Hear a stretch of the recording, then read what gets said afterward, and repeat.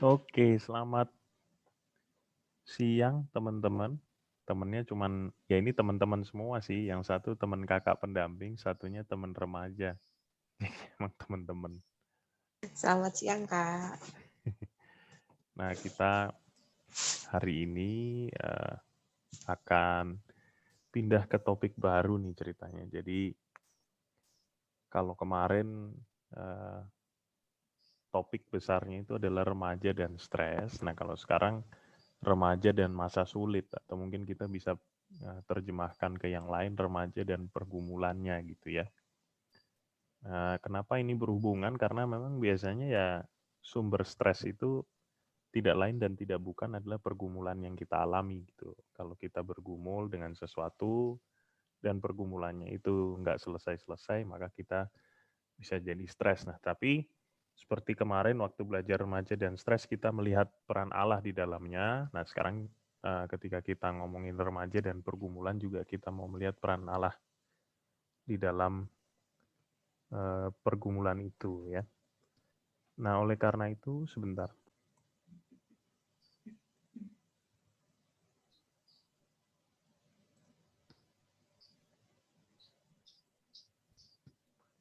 Oke, oleh karena itu kita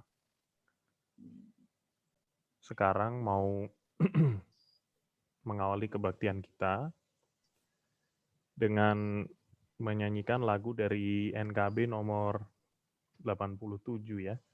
Judulnya Junjungan yang Kupilih. Masih dalam suasana Paskah karena ini baru minggu ketiga ya, minggu ketiga setelah Paskah. Kita mau mengawali kebaktian kita pada hari ini dengan keyakinan bahwa Tuhan yang kita layani adalah Tuhan yang hidup. Mari kita renungkan bersama-sama.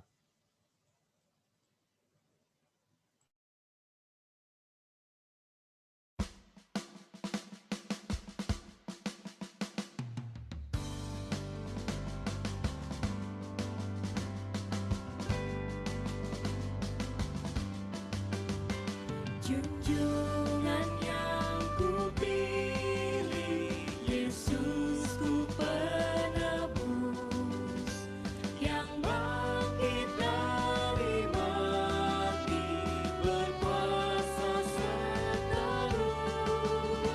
Kendati banyak orang mengejek mencela, ku ikut suaranya.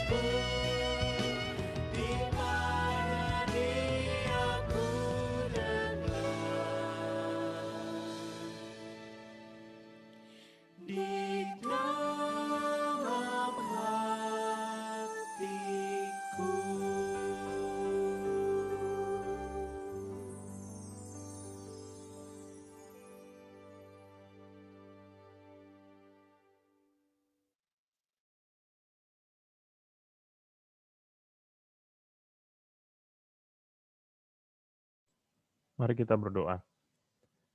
Bapa, di dalam nama Tuhan Yesus Kristus kami mengucap syukur bahwa Tuhan yang kami rayakan kehadirannya pada saat ini adalah Tuhan yang hidup.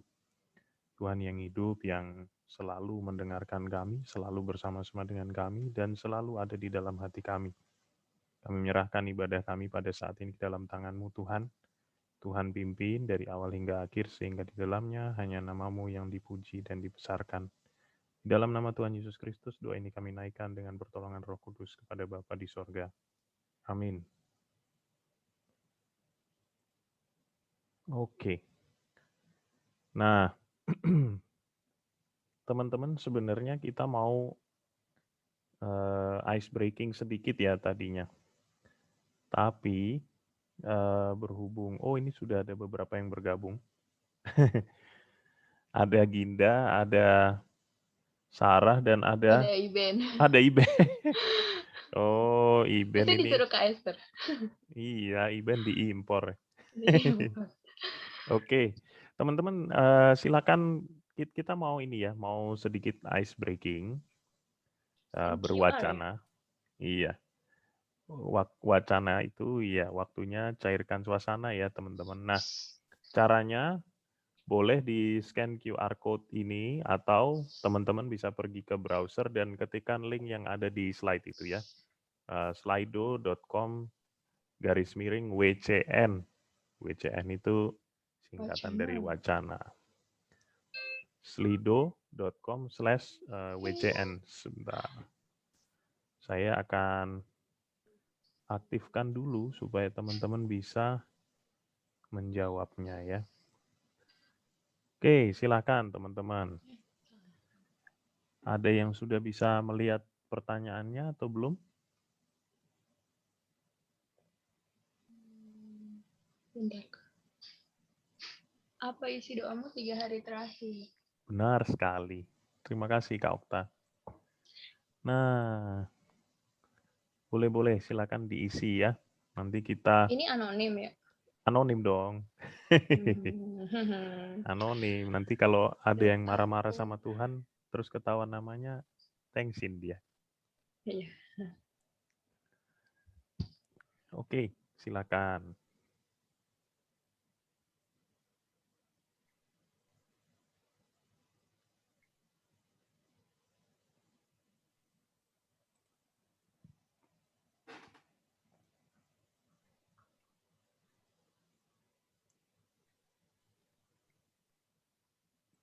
Iya, sudah ada satu jawaban yang masuk.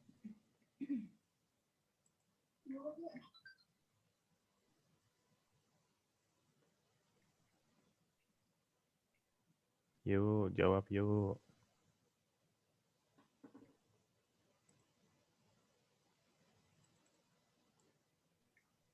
Coba ya kita lihat ini apa nih jawabannya.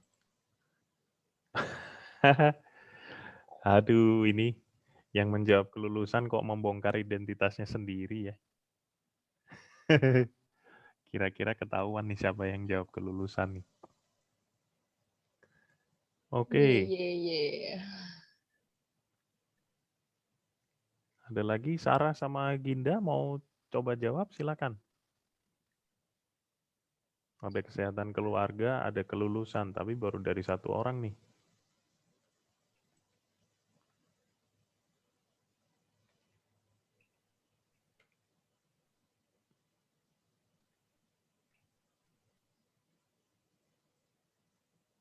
Boleh ke browsernya atau boleh scan QR code yang ada di sebelah kiri sini ya. Boleh silakan. Yang manapun yang lebih mudah. Atau kalau misalnya sulit, boleh di open mic aja. Saya coba tanya Ginda dulu ya. Ginda, kalau kamu ditanya apa isi doamu 3 hari terakhir, apa Gin?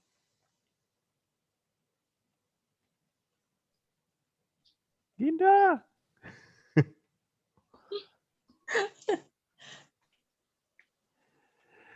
Oke, nggak apa-apa deh. Kalau gitu kita coba tanya Sarah ya. Sarah, kalau Sarah ditanya apa isi doanya Sarah dalam 3 hari terakhir, boleh share nggak Sarah?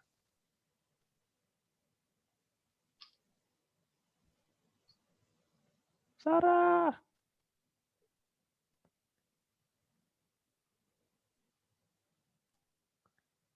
Halo, Sarah.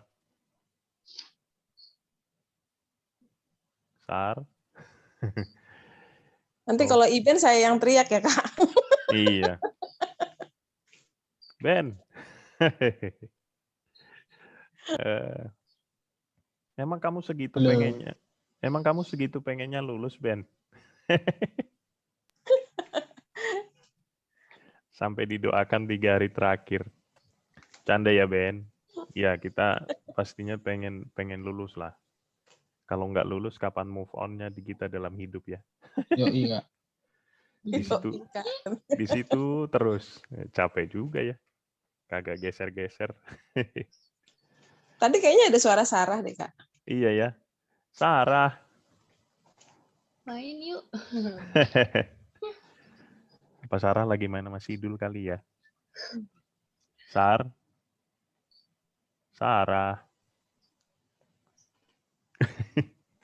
Oke, nggak apa-apa. Nanti kalau teman-teman yang lain, Sarah sama Ginda udah bisa open mic-nya, mungkin boleh ya. Kak, aku mau share nih doaku dalam 3 hari terakhir. Gitu. Dengan senang hati kita akan mendengarkan dan ikut mendoakan ya. Kalau memang kita bisa ikut doakan, kita akan ikut doakan. Oke, teman-teman kita lanjutkan dulu. Nah, ini tadi wacana kita ya. Sekarang kita mau lanjutkan. Teman-teman, kalau kita sadari ya, banyak hal yang kita lakukan, yang kita katakan, atau bahkan yang kita pikirkan itu yang memang mendukakan hati Tuhan gitu. Bahkan teman-teman, ketika kita berdoa pun, ya, berdoa itu bisa menyakiti hati Tuhan, bisa saja, tapi tidak berdoa juga sebenarnya kemudian Tuhan menjadi sedih ya, karena Tuhan rindu menjalin hubungan yang akrab dengan kita.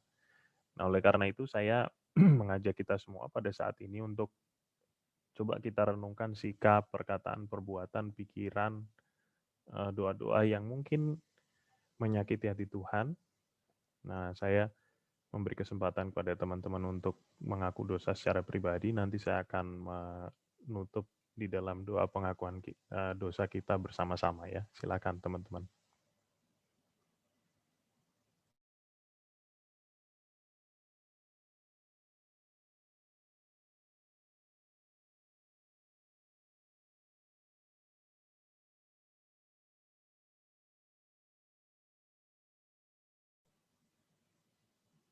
Tuhan, inilah doa kami dengan keyakinan bahwa Tuhan selalu mendengar dan menjawab setiap doa anak-anak-Mu. Doa ini kami naikkan dengan penuh penyesalan dan kami berdoa Tuhan yang senantiasa mengampuni dan memulihkan kami agar di dalam hidup kami selanjutnya kami boleh semakin berkenan di hadapan-Mu. Di dalam nama Tuhan Yesus Kristus, Juru Selamat kami berdoa. Amin.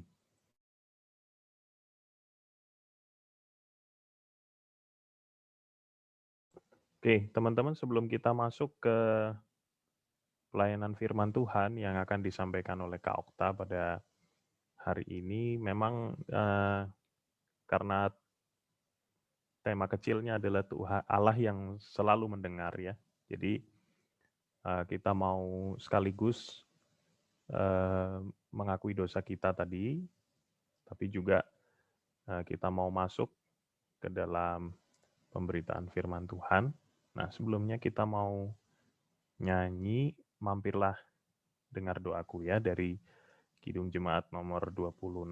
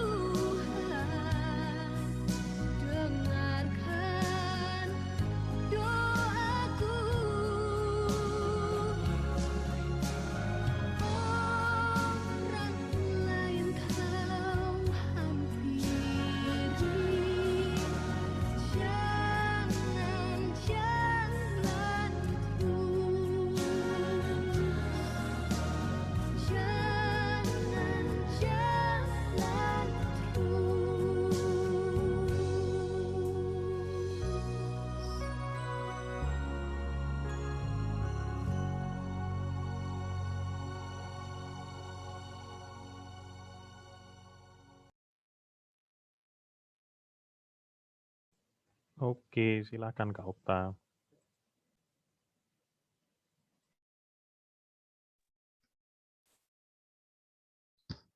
Share screen bisa. Ah, aku belum bisa share screen, Kak. Oh iya, sebentar ya. Mm-mm. Sip, udah bisa nih sekarang.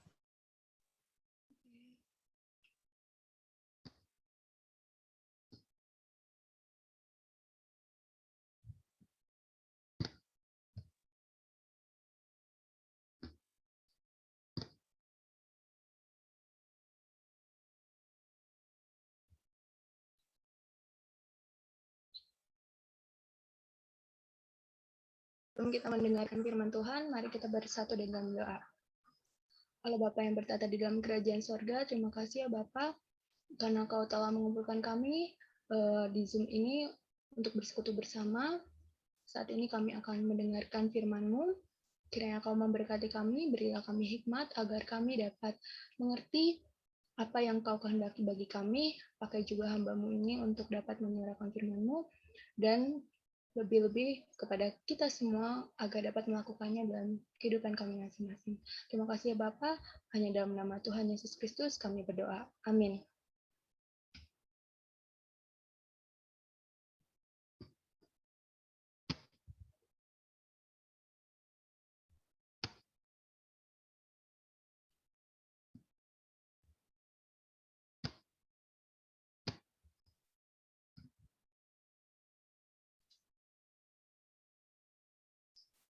Halo teman-teman, mana nih suaranya? Halo. Halo. Halo Nah, Kak. ya bersuara ya, biar Halo. jangan sepi-sepi amat. Kita ini temanya God Who Listens, yaitu Tuhan yang mendengarkan. Eh, pastinya Tuhan itu mendengarkan isi hati kita ya kan. Kalian pernah nggak sih mencurahkan isi hati kalian kepada Tuhan? Atau malah kepada sahabat? Gimana? Kalau Iben gimana Ben? Maaf Kak, kenapa Kak tadi Kak? Iben kalau misalkan ada dalam masa sulit itu biasanya curhat kepada siapa? Kalau aku nggak curhat biasanya Kak, diem aja Oh gitu. gitu, diem aja ya. Terus yang dilakukannya itu bagaimana terhadap diri sendiri? Apakah Iben berdoa? Ya berdoa ya pasti sih kalau itu mah. Kalau lagi ada masalah-masalah gitu kan. Mm-mm. Terus rasanya gimana tuh setelah berdoa? Ya jadi lebih bisa ini sih apa ya bilangnya lebih tenang, lebih bisa plong. mikir gitu. Jadi Mm-mm. ya gitu deh. Oke, makasih. Oke teman-teman, jadi perenungan kita pada minggu ini itu tentang bagaimana Tuhan itu mendengarkan setiap isi hati kita dan bagaimana kita harus melakukannya supaya masa sulit kita, keresahan kita itu bisa kita kendalikan. Kita baca dari Matius 26 ayat 36 sampai 46. Teman-teman boleh buka Alkitabnya atau bisa baca dari screen ini. Aku minta untuk Ginda membacakan dari ayat 36 sampai 39. Ginda nggak ada Kak. Ginda nggak ada. Sarah. Ayat 36 sampai berapa Kak? 39 yang semua di screen ini. Oh iya Kak. Maka sampailah Yesus bersama-sama murid-muridnya ke suatu tempat bernama Getsemania. Lalu ia berkata kepada murid-muridnya, duduklah di sini, sementara aku pergi ke sana untuk berdoa. Dan ia membawa Petrus dan kedua anak Zebeus sertanya, maka mulailah ia merasa sedih dan gentar. Lalu katanya kepada mereka, hatiku sangat sedih seperti mau mati rasanya. Tinggallah di sini dan berjaga-jagalah dengan aku. Maka ia maju sedikit, lalu sujud dan berdoa katanya, ya Bapakku, jika sekiranya mungkin biarlah cawan itu lalu daripadaku, tetapi janganlah seperti yang ku kehendaki, melainkan seperti yang kau kehendaki.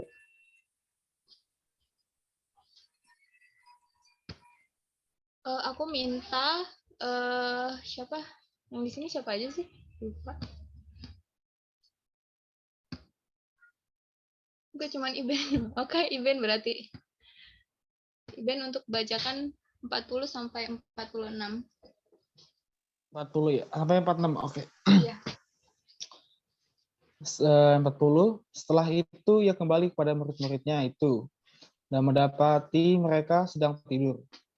Dan ia berkata kepada Petrus, "Tidakkah kamu sanggup berjaga 1 jam dengan aku? Berjaga-jagalah dan berdoalah, supaya kamu jangan jatuh ke dalam pencobaan. Roh memang penurut, tetapi daging lemah." Lalu ia pergi untuk kedua kalinya dan berdoa. Katanya, "Ya Bapakku, jika cawan ini tidak mungkin lalu, kecuali apabila aku meminumnya, jadilah kehendakmu." Dan ketika ia kembali pula, ia mendapati mereka sedang tidur. Sebab mata dan mengucapkan doa itu juga. Sesudah itu, ia datang kepada murid-muridnya dan berkata kepada mereka, "Tidurlah sekarang dan istirahatlah. Lihat saatnya sudah tiba, bahwa Anak Manusia diserahkan ke tangan orang-orang berdosa. Bangunlah, marilah kita pergi. Dia yang menyerahkan aku sudah dekat."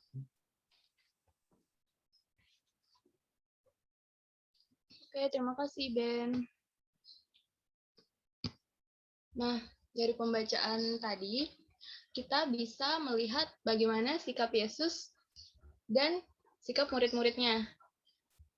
Sikap Yesus itu bagaimana sih kalau dari pembacaan Alkitab ketika mengalami kondisi yang sulit?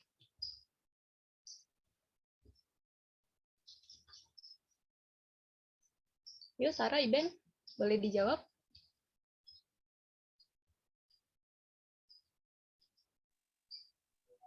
Sorry, Kak, gimana tadi, Kak?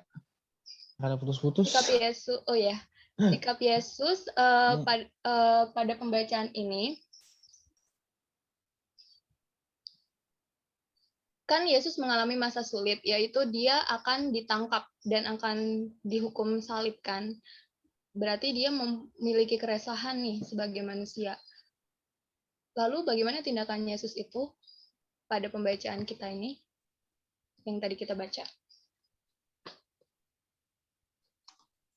Yesus Ya. itu apa? Berdoa kan? Oh Dia iya. berdoa. Sedangkan kalau para muridnya,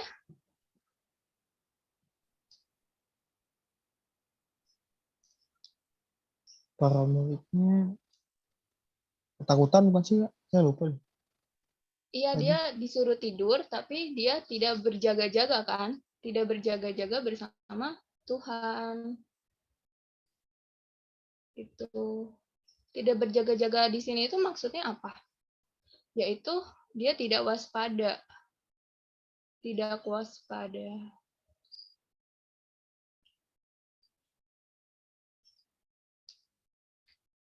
Jadi, kenapa mereka para murid itu tidak waspada? Karena mungkin mereka merasa sudah nyaman dengan bersama dengan Yesus gitu. Jadi mereka tidak berdoa untuk supaya Yesus yang akan segera ditangkap, yang beritanya sudah mereka dengar pada perjamuan malam terakhir itu, mereka tidak mendoakan Yesus supaya hati mereka itu siap gitu untuk menangani masalah ini. Kemudian, mengapa kita berdoa kepada Allah? Yang pertama adalah agar kita memperoleh kelepasan dari kekhawatiran dan merasakan damai sejahtera Allah. Ini tuh terambil dari Filipi 4 ayat 6 sampai 7 yang berbunyi, "Janganlah hendaknya kamu khawatir tentang apapun juga, tetapi nyatakan dalam segala hal keinginanmu kepada Allah dalam doa dan permohonan dengan ucapan syukur. Damai sejahtera Allah yang melampaui segala akal akan memelihara hati dan pikiranmu dalam Kristus Yesus." Jadi kita jangan khawatir akan kondisi masa sulit yang kita alami. Kemudian alasan berikutnya adalah karena melalui doa kita dapat menemukan kasih karunia Allah untuk mendapatkan pertolongan pada waktunya. Kenapa pertolongan pada waktunya? Kita lihat dari Ibrani 4 ayat 16. Sebab itu, marilah kita dengan penuh keberanian menghampiri tata kasih karunia, supaya kita menerima rahmat dan menemukan kasih karunia untuk mendapatkan pertolongan kita pada waktunya. Karena Yesus itu, walaupun dia menderita, tetapi Allah menguatkan dia supaya dia bisa menerima kondisinya, diberikan kekuatan sampai akhirnya dia menang melawan maut. Kemudian yang ketiga adalah Allah menginginkan hubungan yang erat dengan kita. Itu terambil dari 1 Tesalonika 5 ayat 17, yaitu tetaplah berdoa. Itu merupakan perintah Tuhan bagi kita supaya kita terus berdoa kepada Allah. Namun, pada bacaan kita tadi, di sini dia berdoanya bagaimana Yesus itu? Ya Bapa, di ayat 39, ya Bapa,ku jikalau sekiranya mungkin, biarlah cawan ini lalu daripadaku. Tetapi janganlah seperti yang ku kehendaki, melainkan seperti yang engkau kehendaki. Jadi dia sebagai manusia tidak menginginkan kematian itu terjadi pada dirinya. Namun, dia juga sebagai utusan penyataan Allah dalam diri manusia itu, sebagai Allah, dia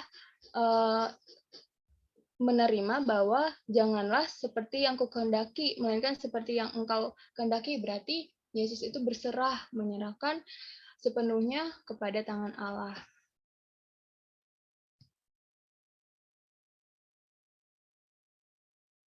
Jadi, yang pertama, yang harus kita teladani dari sikap Yesus itu adalah kita harus mencurahkan isi hati kita kepada Allah dengan jujur. Jadi, teman-teman pada masa sulit ini, ketika kita berdoa, janganlah kita hanya berdoa, Tuhan, aku pengen nilai ulangan yang baik, tolong aku Tuhan. Tetapi kalian harus mencurahkan dengan jujur. Misalnya, Tuhan, aku kesulitan dalam pelajaran, misalkan sejarah atau matematika. Tuhan, tolong supaya aku bisa memahaminya, gitu. Jadi, curhat seperti sahabat ke sahabat sendiri.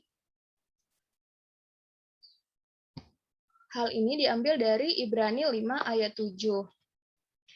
Di mana berisikan dalam hidupnya sebagai manusia, ia telah mempersembahkan doa dan permohonan dengan ratap tangis dan keluhan kepada Dia yang sanggup menyelamatkannya dari maut, dan karena kesalehannya ia telah didengarkan.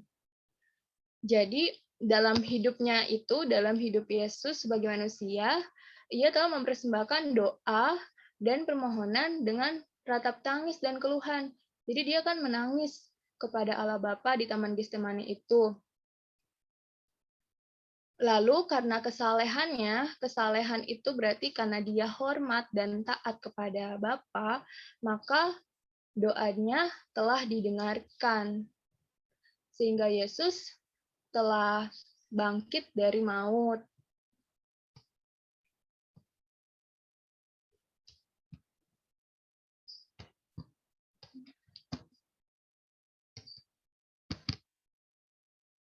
Kemudian yang kedua adalah kita jangan menahan diri untuk berbicara kepada Allah. Jadi emosi-emosi yang ada pada diri kita pada masa sulit itu kita curahkan, kita sampaikan semuanya kepada Allah.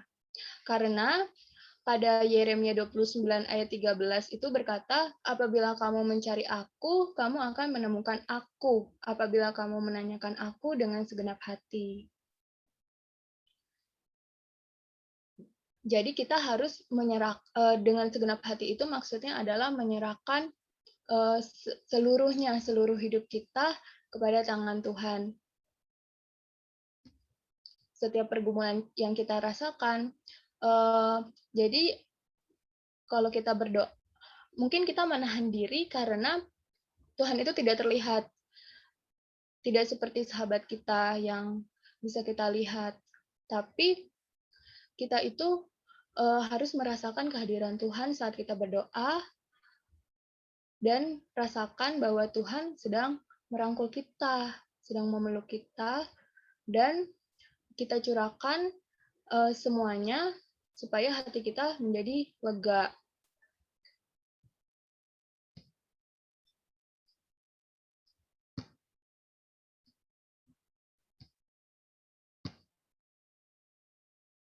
Nah, jadi cara kita menenangkan diri pada masa sulit itu adalah yang pertama dengan berdoa.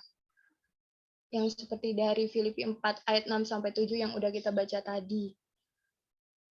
Terus yang kedua adalah ungkapkan emosi kepada Allah dengan jujur. Dan yang terakhir sebagai penguat iman kita adalah membaca dan merenungkan firman Allah. Karena firman Allah itu hidup dan kuat dan lebih tajam daripada pedang bermata dua manapun.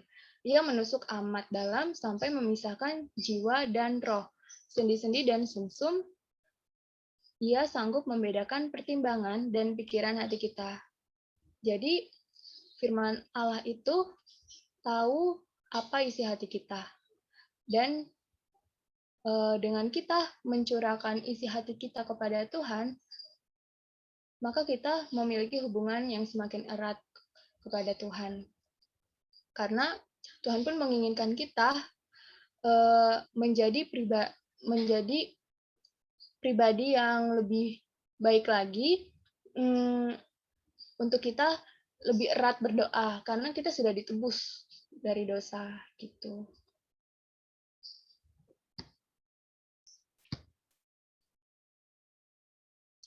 Nah, teman-teman, ada sebuah lagu yang sangat bagus sekali, yang sangat cocok untuk kita mengungkapkan emosi kita dengan jujur kepada Allah, yaitu hidup yang jujur. Hidup yang jujur hendak kuserah pada Yesusku yang aku sembah. Persekutuan mesra dan kudus, ingin kuikat dengan penebus.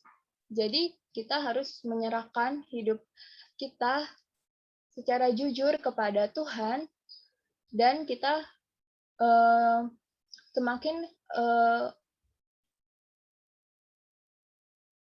semakin terus berdoa dan mempererat hubungan kita dengan Tuhan.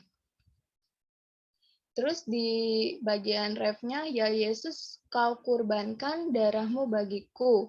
Ku beri masa depanku dan hidup bagimu. Hatiku kuserahkan menjadi tatamu, ku minta kuasailah seluruh hidupku. Jadi pada akhirnya kita dalam doa kita diminta untuk kita meminta Tuhan agar Tuhan menguasai seluruh hidup kita. Gitu. Nyanyinya seperti ini. Hidup yang jujur hendak ku serah pada Yesusku yang aku sembah. Persekutuan mesra dan kudus ingin kuikat dengan penebus.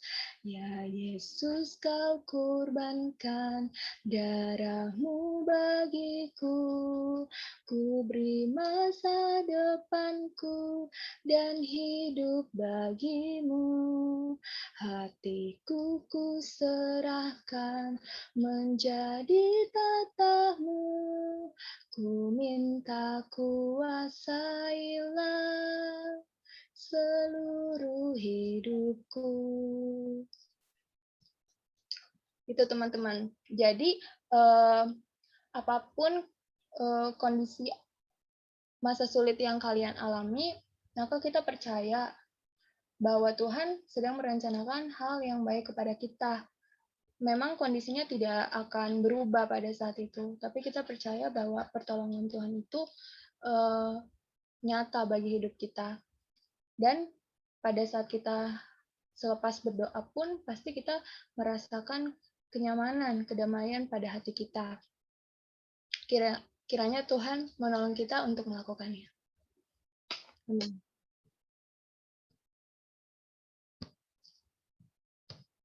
Kakak-kakak ada yang mau ditambahkan?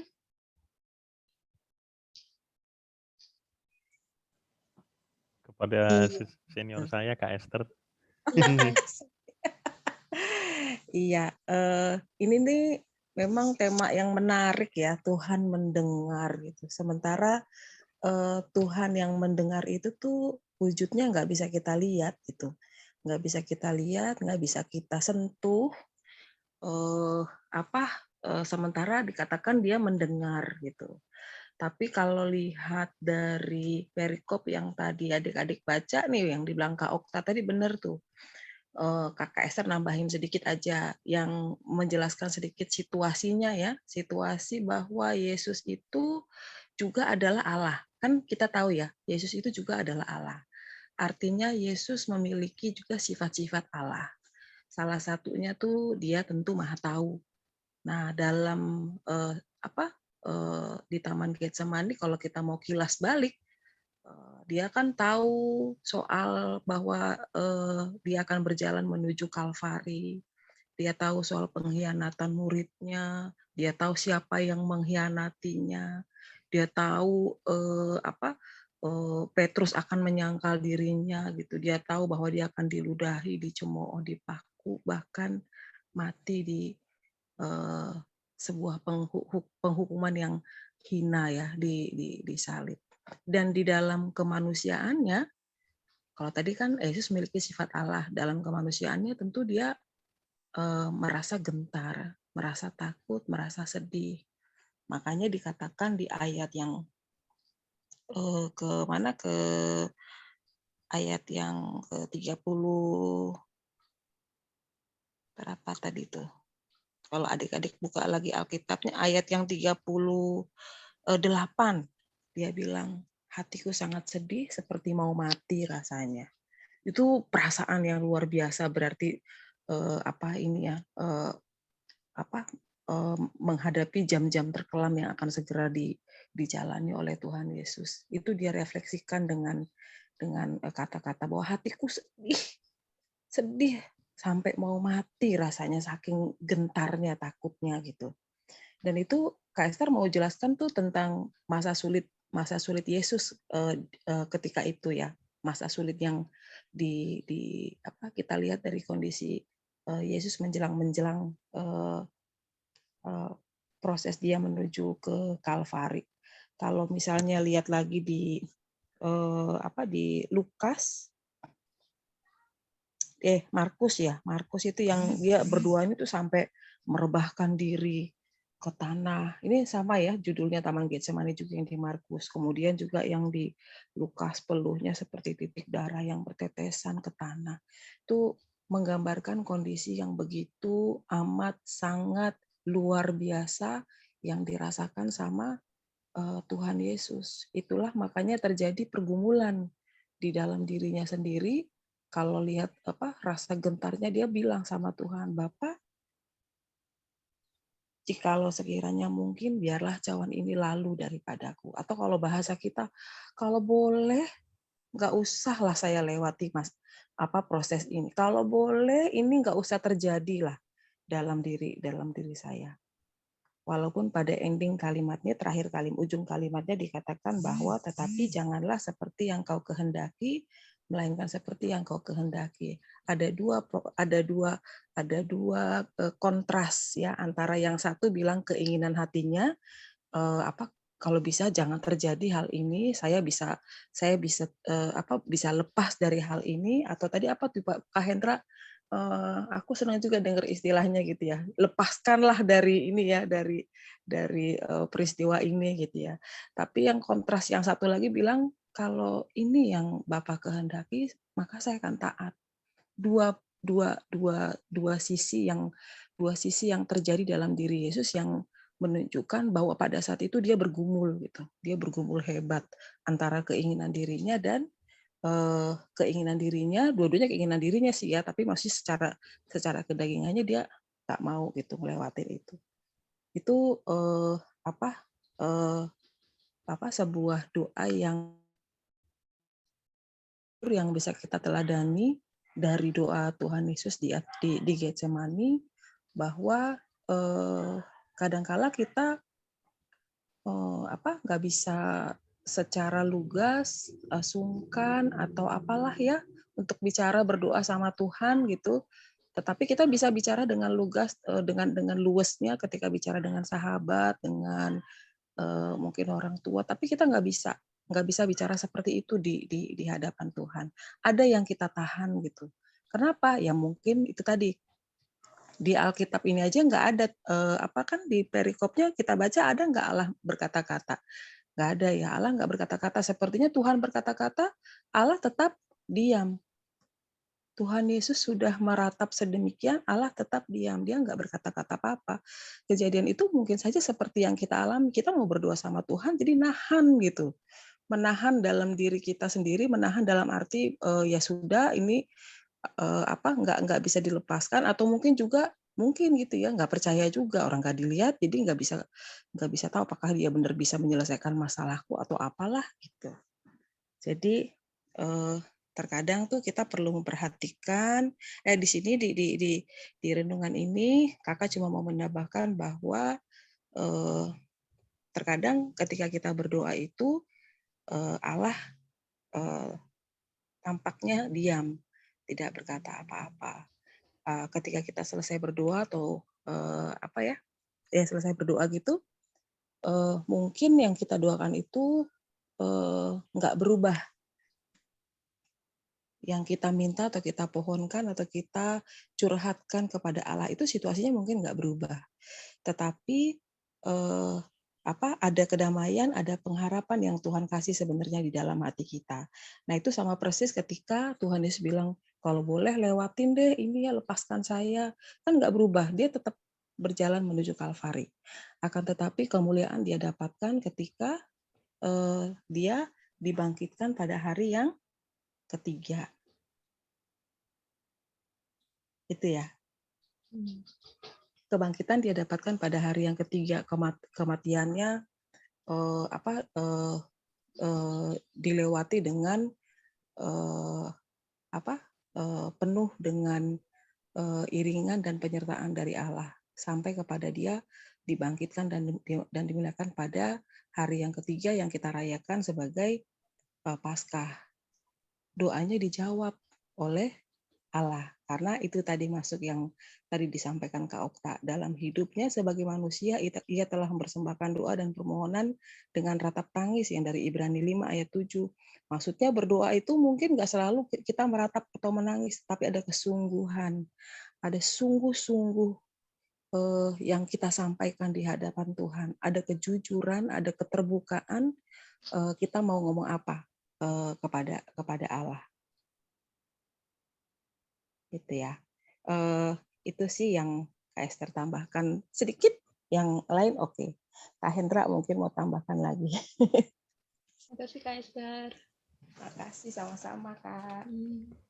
Iya, saya mungkin nggak menambahkan tapi memberi penekanan terhadap apa yang sudah disampaikan tadi ya, bahwa memang ketika Tuhan Yesus berdoa itu dia menunjukkan sikap yang jujur, artinya teman-teman ketika berdoa, kalau tadi kan Iben misalnya minta kelulusan, kesehatan keluarga gitu, itu memang memang isi hati kita gitu ya, memang isi hati kita, dan itu yang memang kalau kita berdoa kepada Tuhan ya memang harus jujur gitu. Bahkan kalau kita marah terhadap keadaan, bahkan kalau kita marah sama Tuhan pun kita harus jujur, karena toh sebenarnya Tuhan juga udah tahu ya. Tapi memang di sisi lain seperti yang Tuhan Yesus lakukan tadi juga ada sisi hormatnya di situ ya.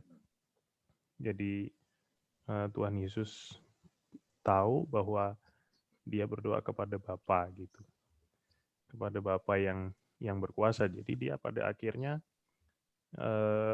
mengatakan, jangan kehendakku tetapi kehendakmu gitu. Ya memang pada akhirnya kita harusnya mengatakan seperti itu ya teman-teman, bahwa pada akhirnya bukan kehendak kita yang terjadi tapi kehendak Tuhan. Jadi kejujuran kita tidak menghilangkan penyerahan diri kita kepada Tuhan, di sisi lain penyerahan diri kepada Tuhan juga tidak membuat kita menjadi seolah-olah harus, oh iya semua baik-baik aja kok gitu, semuanya aman terkendali bersama Tuhan, aku bisa. Ya kadang-kadang kita juga merasa bahwa memang nggak sanggup gitu. Kita yakin boleh, tapi jangan sampai kemudian itu membuat kita kehilangan kejujuran di hadapan Tuhan ya. Jadi yakin bahwa Tuhan menyertai, tapi ya kalau memang kita merasa lemah atau kita merasa sakit atau kita merasa kesulitan, ya kita datang gitu. Jadi keterbukaan tidak menghilangkan penyerahan kita sama Tuhan. Di sisi lain juga penyerahan diri sama Tuhan bukan berarti kita nggak boleh jujur terhadap perasaan-perasaan kita sama Tuhan. Justru kalau kita jujur sama Tuhan, Tuhanlah yang bisa menolong kita. Kalau kita jujur sama yang lain mungkin nanti malah bocor kemana-mana ya. Tapi kalau Dinding jujur, punya pintu gitu ya. Dinding punya telinga. dinding punya telinga. Tapi kalau jujur sama Tuhan, memang hanya Tuhan yang bisa melakukan apa yang tidak sanggup kita lakukan. Begitu teman-teman, Kak Okta, Kak Esther. Iya, makasih Kak Hendra. Jadi ini udah selesai. Dikembalikan kepada Kak Hendra. Oke, saya akan share screen lagi.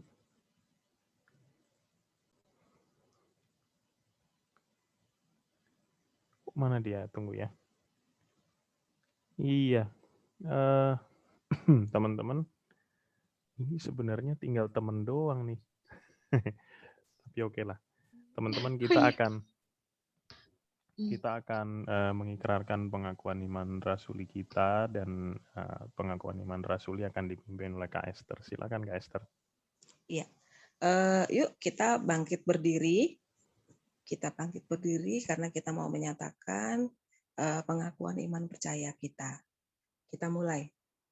Aku percaya kepada Allah Bapa yang Maha Kuasa, Khalik langit dan bumi, dan kepada Yesus Kristus anaknya yang tunggal Tuhan kita, yang dikandung dari Roh Kudus, lahir dari anak darah Maria, yang menderita sengsara di bawah pemerintahan Pontius Pilatus, disalibkan, mati dan dikuburkan, turun ke dalam kerajaan maut.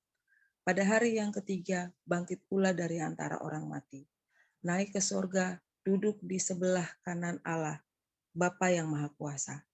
Dan dari sana ia akan datang untuk menghakimi orang yang hidup dan yang mati. Aku percaya kepada Roh Kudus, gereja yang kudus dan am, persekutuan orang kudus, pengampunan dosa, kebangkitan tubuh, dan hidup yang kekal. Amin. Silakan duduk kembali.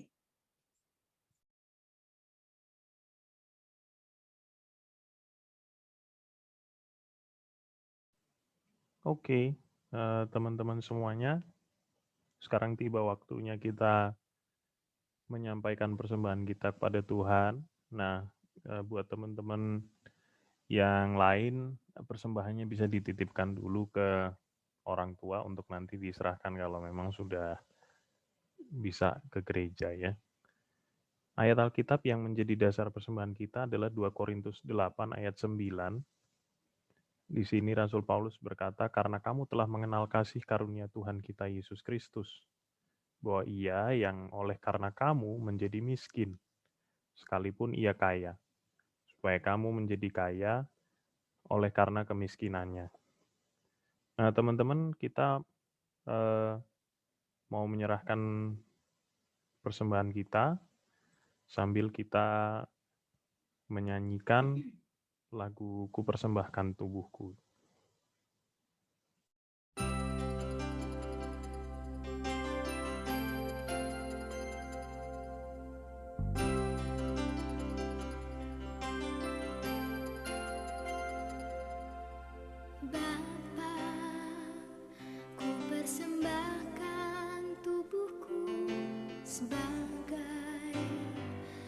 Persembahan yang hidup, kudus, dan yang berkenan padamu sebagai ibadah yang sejati.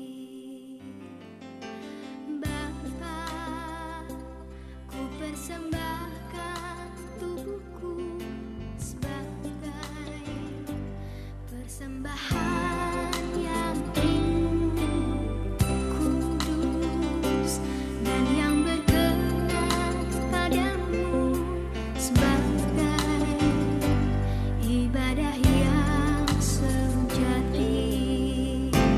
Ku sembahkan Tuhan, ku sembahkan Tuhan, ku serahkan hidupku kepadamu untuk kemuliaan nama-Mu. Ku sembahkan Tuhan, ku sembahkan Tuhan, ku serahkan hidupku kepadamu untuk kemuliaan nama-Mu.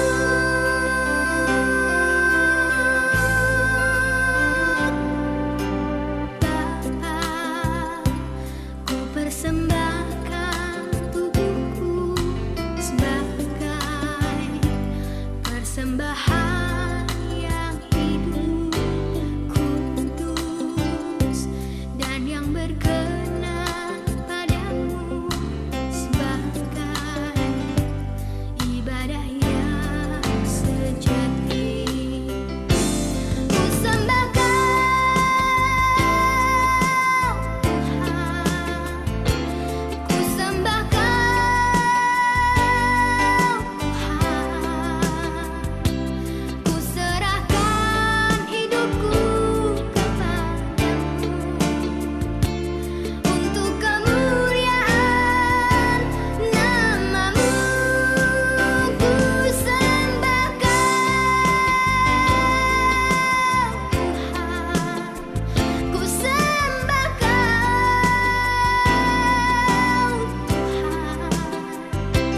ku serahkan hidupku kepadamu untuk kemuliaan nama-Mu.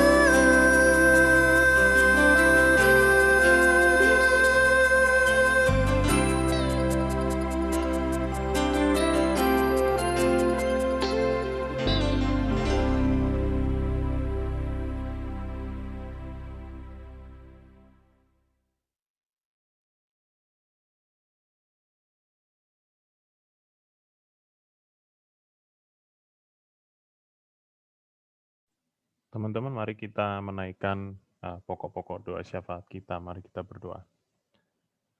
Bapa yang mengasihi kami, yang selalu mendengarkan doa-doa kami, kembali kami datang ke hadapan hadirat-Mu menaikkan pokok-pokok doa syafaat kami, Tuhan.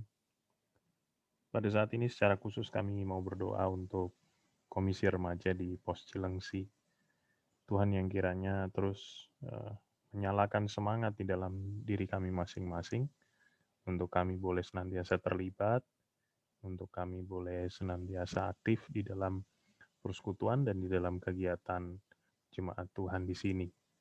Tuhan, kami juga mau berdoa bagi para awak KRI 402 Nanggala yang telah dinyatakan hilang. Tuhan kiranya menolong, memberikan kekuatan kepada keluarga yang ditinggalkan, sehingga mereka boleh menjalani hari-hari mereka selanjutnya di dalam tangan pengasihan Tuhan.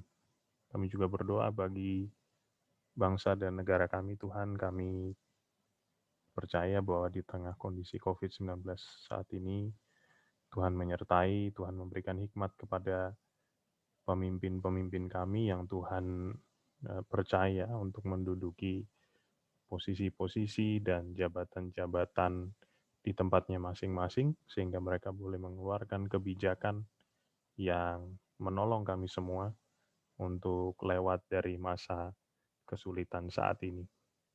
Terima kasih Tuhan, kami berdoa bagi teman-teman kami yang saat ini masih mengikuti pembelajaran jarak jauh.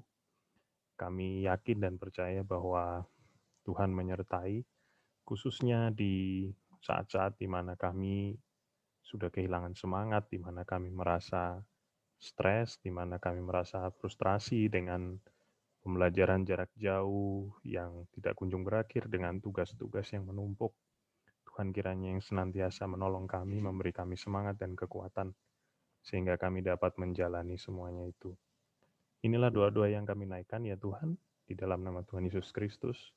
Doa ini kami naikkan dengan pertolongan Roh Kudus kepada Bapa di sorga. Amin.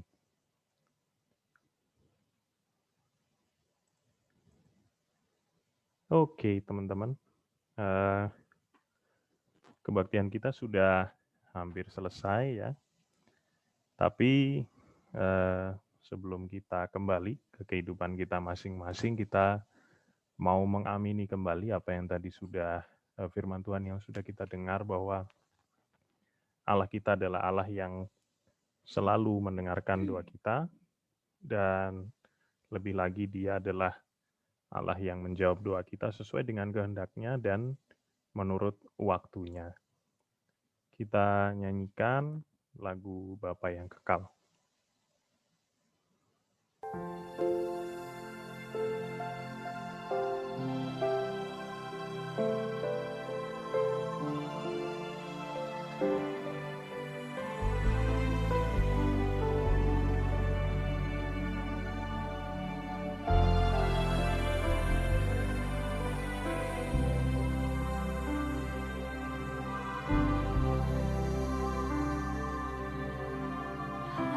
Kasih yang sempurna telah terima darimu,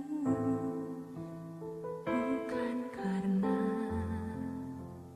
kebaikanku, hanya oleh kasih karunia-Mu. Pulihkan aku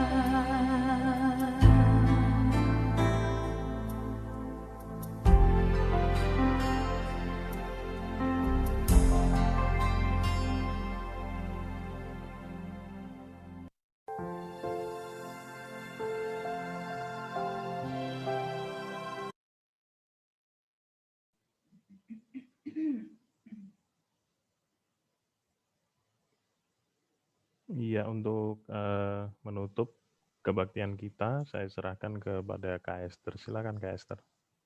Yuk, mari kita berdoa. Terpujilah namamu, ya Allah kami yang maha baik, ya Allah yang senantiasa ada bersama dengan kami, seperti lagu yang baru saja kami nyanyikan, bahwa Engkau adalah Allah yang selalu ada bagi kami, Engkau Allah yang tidak pernah meninggalkan kami, maka kami pun mau percaya, mau meyakini bahwa perjalanan kami di muka bumi ini senantiasa tidak akan pernah sendiri, karena Engkau hadir bersama dengan kami. Bapak kami bersyukur, kami telah diingatkan melalui perenungan minggu ini tentang bagaimana kami Engkau perkenankan untuk menyatakan isi hati kami dengan penuh keterbukaan, dengan penuh kejujuran dalam sikap kehormatan kepadamu. Bapa, biarlah di dalam kehidupan kami yang sebentar nanti akan kami kembali jalani, kami boleh mengingatnya, melakukannya, sehingga kami boleh tetap hidup di dalam kebenaran firman Tuhan, dan kami beroleh berkat dari ketaatan dan kesalehan kami juga. Bapa, sebentar kami akan mengakhiri kebaktian kami ini, kami yakin dan percaya bahwa kasih dari Allah Bapa, kasih sayang dari Tuhan kami Yesus Kristus, serta penyertaan dari Roh Kudus akan senantiasa menyertai kami mulai dari hari ini sampai selama-lamanya. Amin.